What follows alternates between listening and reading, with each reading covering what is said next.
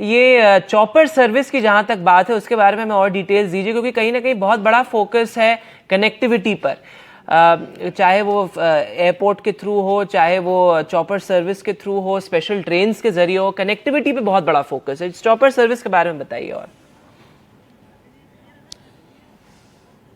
आज देखिए वेदांत, ये जो चॉपर सर्विस है ये 19 जनवरी से शुरू हो जाएगी और 16 जो जनवरी है 16 जनवरी से बुकिंग शुरू हो जाएगी चॉपर की। और 8 से 18 यात्रियों की जो व्यवस्था है वो होगी।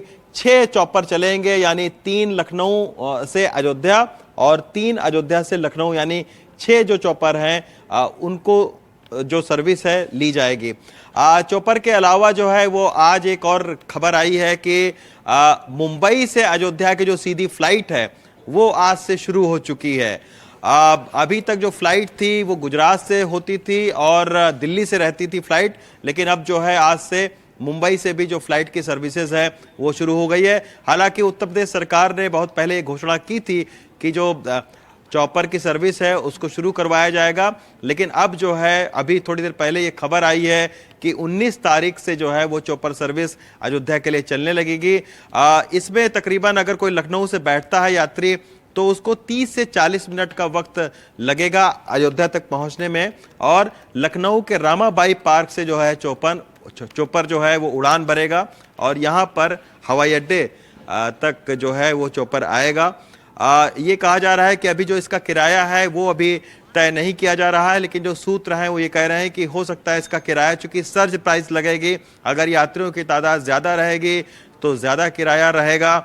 अगर उस तरीके से सामान्य बुकिंग रहती है तो फिर किराया तकरीबन 3 से 6 हजार रुपए के आसपास में जो किराया है वो हो सकता है। हालांकि अभी किराए की आधिकारिक घोषणा नहीं की गई है, 16 तारीख तक जो है वो उसकी घोषणा हो जाएगी किराए की भी। लेकिन जो कनेक्टिविटी पर एक बहुत बड़ा जो फोकस है उसमें आप देखिए कि मैं इस वक्त यहाँ पर खड़ा हूँ तो जो बसेज हैं उसको भी यहाँ पर चलाया जा रहा है, ताकि अयोध्या में अगर कोई तीर्थयात्री दूसरे शहर से आए तो उसको इलेक्ट्रिक बसों में सफ़र कराया जा सके। इसके अलावा आपने देखा होगा कि वंदे भारत रेल का भी जो है वो प्रधानमंत्री ने हरी झंडी दिखा के उसको रवाना किया था।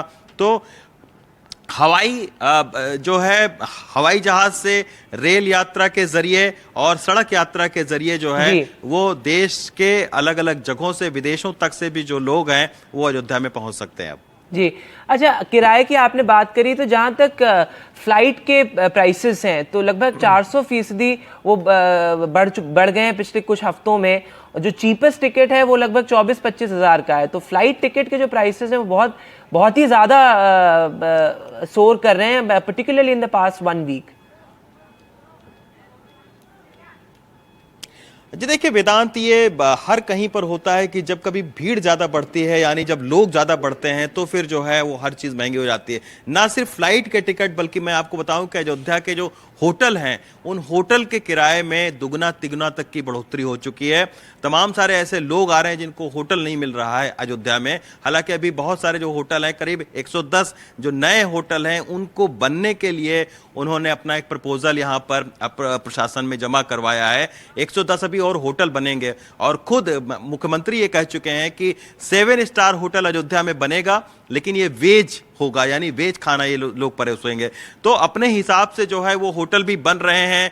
अब तमाम सारी जो कनेक्टिविटी है उसकी भी यहाँ पर सुविधा की जा रही है। लेकिन जैसा आप सही बता रहे हैं कि इस वक्त जो हवाई जो यात्रा है वो काफ़ी महंगी पड़ रही है, क्योंकि अयोध्या आने के लिए बहुत सारे लोग जो है वो लालायित है। कुछ सरकार कह चुकी है कि 22 तारीख तक जो है अयोध्या में कम से कम लोग आए, जिनको बुलाया जा रहा है वहीं आए। लेकिन उसके बावजूद श्री राम का प्रेम है कि श्रद्धालु अलग अलग जगहों से यहाँ पर पहुँचने की कोशिश कर रहे हैं। प्रशासन का अनुमान है कि इस साल 50 लाख से ज़्यादा जो श्रद्धालु हैं वो अयोध्या पहुँचेंगे। तो इसी की वजह से हर चीज़ की कीमत जो है वो बढ़ी हुई है। जी रवीश, बहुत शुक्रिया तमाम जानकारी के लिए। Ravish there reporting from Ayodhya. A new chopper service to begin from January the 19th. The final schedules to be announced tomorrow.